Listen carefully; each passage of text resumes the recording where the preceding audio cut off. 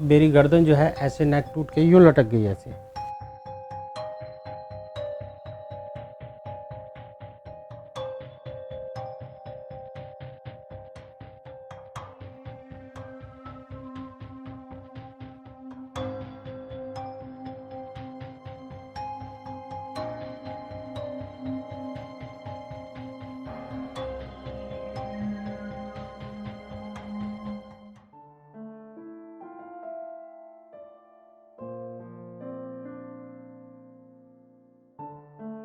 दिसंबर 2013 रात को 8 बजे मैंने काफ़ी बचाने की कोशिश की थी, फिर भी उसके बावजूद उस गाड़ी वाले ने इतना ज़बरदस्त हिट किया मेरे ऊपर कि गाड़ी मेरी 2 पलटी खा गई। तो ये अपने फ्रेंड का नंबर मुझे दे के गए थे। अब काफ़ी देर हो गई तो मैंने सोचा कि चलो उनको एक बार कॉल करके पूछ लेती हूँ। फिर मैंने उनके फ्रेंड को फ़ोन किया तो उन्होंने फ़ोन नहीं उठाया मेरा। फिर मैंने थोड़ी देर बाद फिर से किया। जब मैंने दोबारा कॉल किया तो पीछे से मुझे एम्बुलेंस की आवाज़ आ रही थी बहुत ज़्यादा। और 2 पलटी खाने की वजह से तो मेरी गर्दन जो है ऐसे नेक टूट के यूँ लटक गई ऐसे। और लटकने के बाद में फिर मेरे को पता नहीं, यहाँ से नीचे का पूरा पोर्शन मेरा पैरालाइज हो गया। इस चीज़ का मेरे को 1 साल के बाद पता चला, जब मैं 1 साल के बाद कोमा से बाहर आया।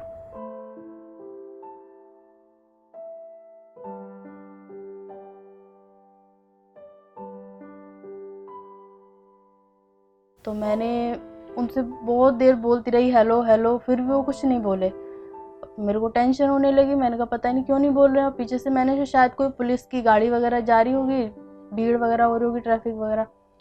तो फिर थोड़ी देर बाद वो बोलते हैं कि भाभी और ऐसे ऐसे हमारा एक्सीडेंट हो गया है। मैंने उनसे बहुत पूछा कि कैसे हुआ, कहाँ पर हो। उन्होंने जवाब ही नहीं दिया कुछ।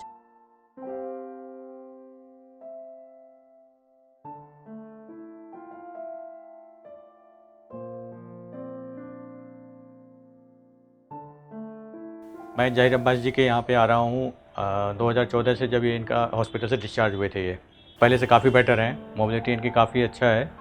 और कभी कभी ये बाहर भी जाते हैं, जब कभी 6 महीने साल भर में अगर ये बोर होते हैं तो कभी आउटिंग के लिए भी इधर उधर घूमने जाते हैं। तो पहले के कंपेरिजन में काफ़ी बेटर हैं, इसको और बेटर करने की हम कोशिश कर रहे हैं। मैं इनके जीजा जी को बार बार फ़ोन करती रही कि आप पहुँचे नहीं पहुँचे। तो उन्होंने बताया कि हाँ मैं पहुँच गया हूँ इनके पास। तो मैंने कहा ठीक है, आप एक बार ना मेरी बात करा दीजिए, किसी भी तरीके से बस बात करा दीजिए।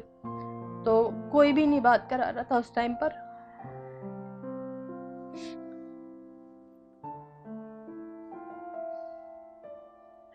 मुझे नहीं पता था कि इतनी ज़्यादा चोट आई है उनको।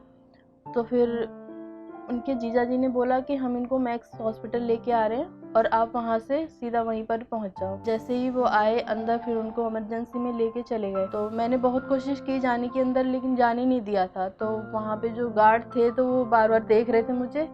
तो फिर उन्होंने बोला कि ठीक है आप इनको जाने दो एक बारी। फिर मैं गई, मैंने जाके इनको देखा तो इनकी बहुत ज़्यादा चोट आई थी, सर में थी और ये पूरा यहाँ से कटा हुआ था और पैर टूटा हुआ था बिल्कुल। वहाँ पर ट्रीटमेंट हुआ तो डॉक्टर ने मुझे बुलाया। वहाँ पर डॉक्टर ने साफ बोल दिया था कि इनका हमने एमआरआई कराया तो उसमें इनकी गर्दन की होती है हड्डी, ये टूट गई है, मतलब नसें ब्लॉक हो गई हैं पूरी। तो हम लोग ऑपरेशन कर देंगे, लेकिन इसके बाद हम गारंटी नहीं देते हैं कि ये ठीक हो जाएंगे या नहीं होंगे। मैंने उनको कहा, मैंने कहा ठीक है आप कोई नहीं, आप ऑपरेशन तो करिए। मैंने अपने मन में सोचा, मैंने कहा अल्लाह पाक इनको ठीक कर दे ऑपरेशन को, तो मैं इनकी सेवा करूँगी बहुत। इनका पूरी रात ऑपरेशन चला, वेंटिलेटर पे थे तब मुझे इन्होंने बुलाया वहाँ पर, डॉक्टर से बोल के इशारा करके। फिर लेकिन बार बार वो बोल रहे थे कि मेरे हाथ नहीं हिल रहे और मेरा मतलब गले पे इनके वो लगा हुआ था पट्टा, वो कॉलर टाइप में, तो वो भी गर्दन भी मूव नहीं हो रही थी, बस सीधे ऐसे ही बात कर रहे थे। तो मुझसे बोल रहे थे मुझे पानी पिला दो, मेरा हाथ नहीं चल रहा, मेरा हिल नहीं रहा, मुझे पता नहीं चल रहा। तो मैं इनको बस यही समझाती रही, मैंने कहा नहीं आप ठीक हो जाओगे। डॉक्टर ने बोला इनको सोने मत देना बिल्कुल भी, क्योंकि जैसे ही ये सोते थे ना तो इनकी हार्ट बीट कम हो जाती थी। और वो जो इनका होता है ना, हार्ट बीट कम होने के बाद वो बोलने लगता है बहुत तेज़ तेज़, तो वो बोलने लग जाता था बहुत तेज़ तेज़। तो जैसे ही वो बोलने लगता था मैं इनको उठा देती थी फ़ौरन। डॉक्टर बोलते थे जैसे ही बोलने लगे इनको उठा देना, सोने मत देना। जब मेरे ससुराल वालों ने मेरा साथ छोड़ दिया था तो उस टाइम पे मेरे घर वालों ने मेरा साथ दिया।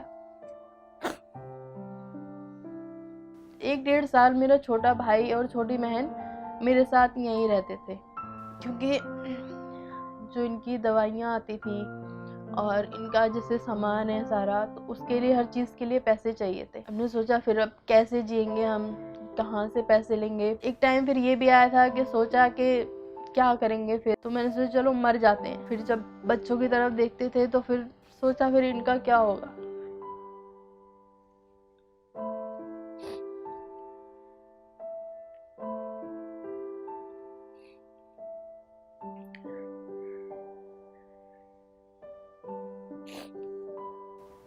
मेरी छोटी बेटी है 2 साल की थी उस टाइम पर।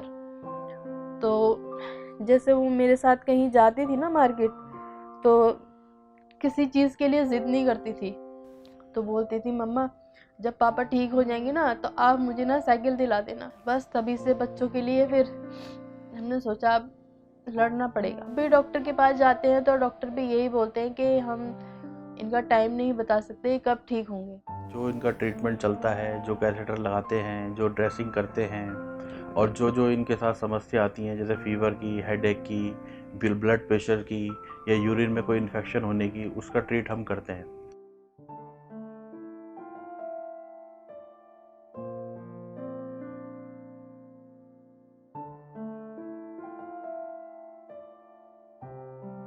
फिजियोथेरेपी में तो हमारा फिजिकल एक्टिविटी एंड एक्सरसाइज होता है, जो हम लोग को मसल्स लेंथ चेक करना होता है, स्पास्टिसिटी कितनी आ रही है। लेकिन सबको देख हम तो आते हैं 1 घंटे में चले जाते हैं, लेकिन बाद की एक्टिविटी जितनी होती है इनकी पूरी नर्सिंग केयर पे डिपेंड करता है कि इनकी ना इनको यूरिन का पता चलता है ना इनको पोटी का पता चलता है। तो इनकी मेन नर्सिंग केयर सबसे मस्ट होती है। तो इनकी नर्सिंग केयर इनकी मैडम काफ़ी अच्छी करती है, जो कि हमने और भी कई सारे पेशेंट में यहाँ देखा।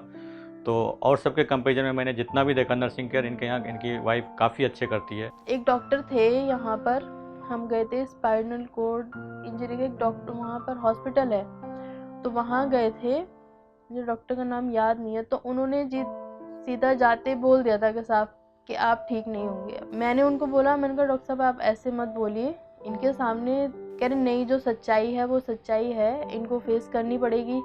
मैंने कहा ठीक है डॉक्टर साहब, आप भी यहीं हैं और मैं भी यहीं हूँ, एक दिन मैं इनको अपने पैरों पर चला के लेके आऊँगी। इतना मैं उनको बोल के आई थी।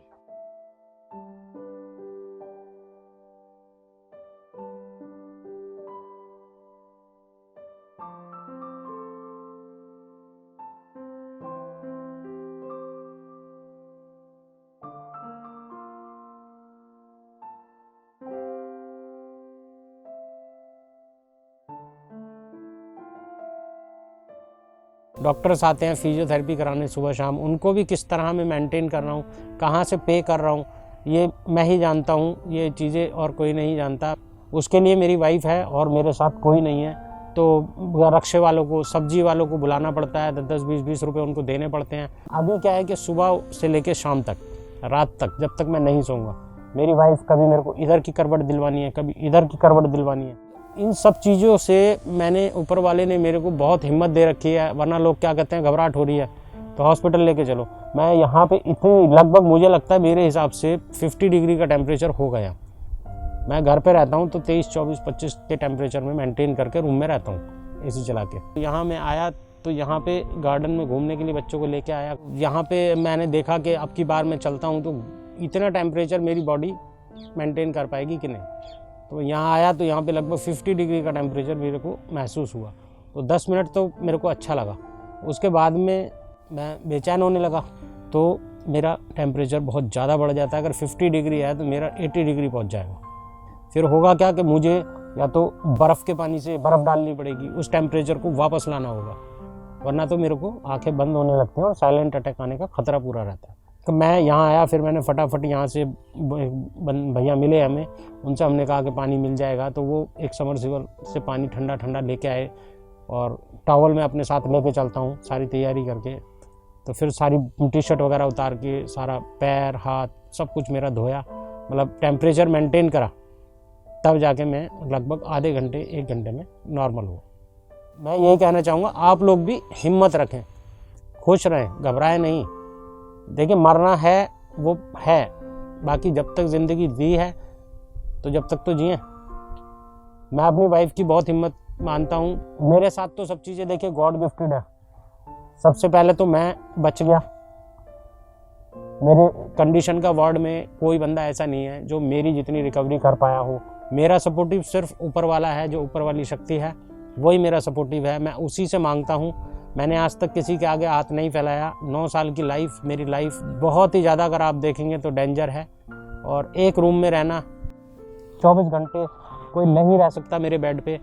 मैं 9 साल से एक रूम के अंदर अपने आप को किस तरह रख रहा हूँ, कैसे अपने माइंड को कंट्रोल में रख रहा हूँ, क्योंकि मेरे साथ परेशानी हर 5 मिनट में तैयार रहती है।